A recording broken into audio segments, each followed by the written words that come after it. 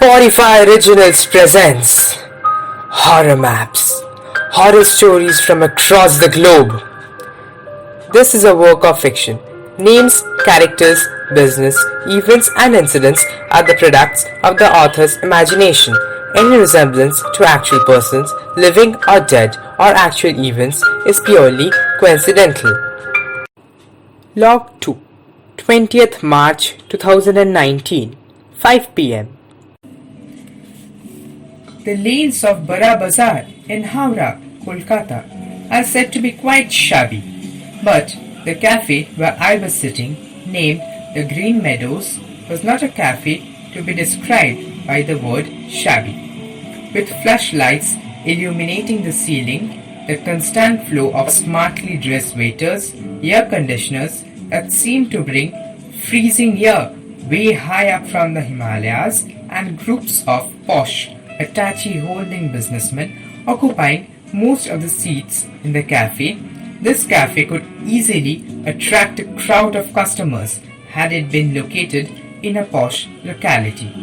I was waiting for my client. Well, let's say that I was a client, considering that he was the one who said had a spooky tale to narrate to me, while I was a listener.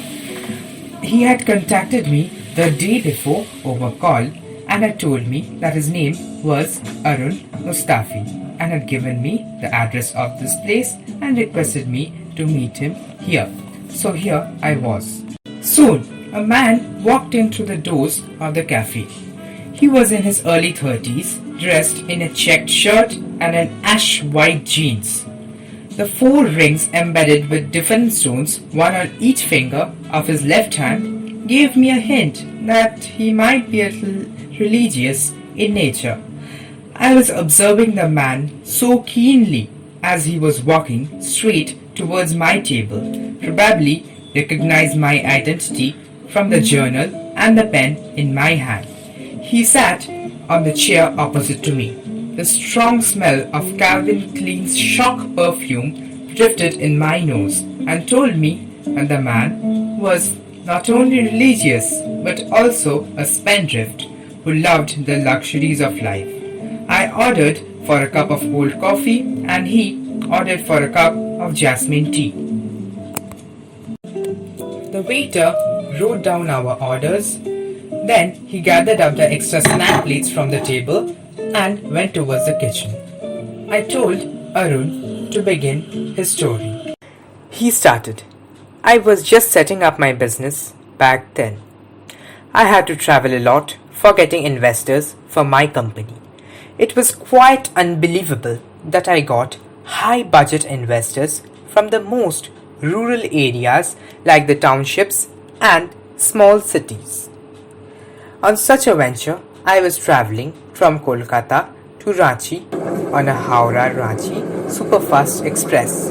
Well, the word superfast was just for the name, as the train was travelling with a top speed of bullock cart. Watching the outlines of the trees and the houses fly past the window of the train, I fell asleep. When I again woke up, I saw that it had become quite dark outside. The train had evidently halted at a station, though I could not read the name of the station from inside the train. I picked up my sole luggage, that was my backpack, and climbed outside the train. I switched on my flashlight and saw that the name of the station was Ranchi Junction. That was my destination. The station was completely deserted. The only glowing light was coming from the station master's room. I went towards the station master's room. A plump man in a railway uniform was dozing off on a chair. I went towards the exit of the station. I had expected at least a few auto rickshaws to be outside, but it was totally empty. I checked my wristwatch. It was only 9:45 p.m. How could all the shops be closed so soon? There was not even one shop in sight that was open. I started walking towards the Birsa Munda road. At least I could find a hotel there to stay for the night. My phone was also showing no tower, so I could not use it to search for a hotel nearby. Finally, on reaching the Birsa Munda road, I found a hotel. The hotel was a shabby one, but enough to put me up for a night. The receptionist said that there had been a power outage in the entire city. It partially explained why the city was looking totally deserted. The receptionist gave me keys to my room and told the bellboy to show me my room. The room was on the fourth floor, but since there was no electricity, the lift was not working, so we had to take the stairs to the fourth floor. The room was quite clean. The window overlooked a scene of a vast stretch of empty land. There was not a single settlement ahead. Ranchi was not like this when I came here last. I looked around the room. The room was a medium-sized one with a double bed, two wardrobes, a TV, a side table, a tea table and two chairs. I thought of going to the reception and ordering for dinner. I climbed down the flight of stairs and reached the hotel's lobby. The receptionist was not at the front desk. I looked around for the bellboy, but there was not even one inside. I went behind the front desk and looked at both of the chairs. They looked empty, as if they were never occupied. I vaguely remembered that one of the receptionists was sitting on a chair. I went to the no admission door that was just present behind the reception and knocked once, twice, thrice. There was no answer. Now the things were starting to get a little spooky for me, so I decided to open the door and check what was behind it. I opened the door, switched on my phone's flashlight and swung it inside the room.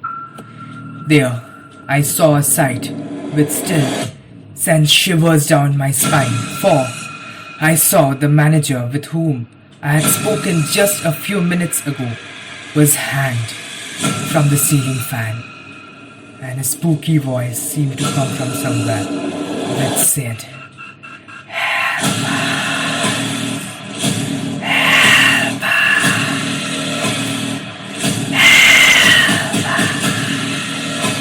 I could not bear this anymore.